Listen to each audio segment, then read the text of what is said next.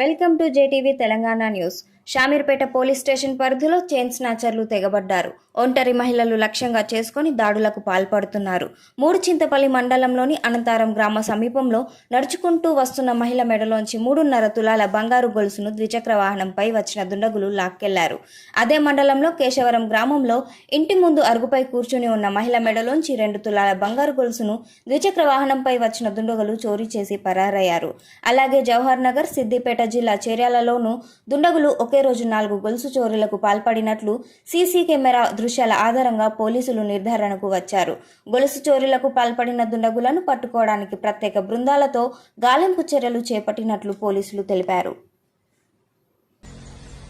కేశవరం అక్కడ కూర్చున్నాం, ఇద్దరం కూర్చోగానే ఒకటికి వెళ్ళి వచ్చి మాట్లాడుతుంటే పంతులు ఇంట్లో ఇల్లు కడుతుండు కదా, ఎవరన్నా వస్తారు కదా అనుకున్నా కానీ ఇట్లా అనుకోవాలి. వచ్చాడు మాట్లాడుతూ ఇట్లా మాట్లాడండి, ఇట్లా మాట్లాడుతుంటే ఏమో భాష నాకు తెలియదు అని ఇట్లా నిలబడ్డా. ఆమె పక్కకు కూర్చుంటే ఆమెతో మాట్లాడుతుండని ఇటు చూసిన, ఇటు చూడంగానే ఇక్కడనే లాగిండు అంతే. ఎంత బంగారం? 2 తులాలు కంప్లీట్ ఇచ్చారా? ఇచ్చాను, నిన్నే ఇచ్చిన రాదు రాకముందే ఇచ్చేసినట్టు.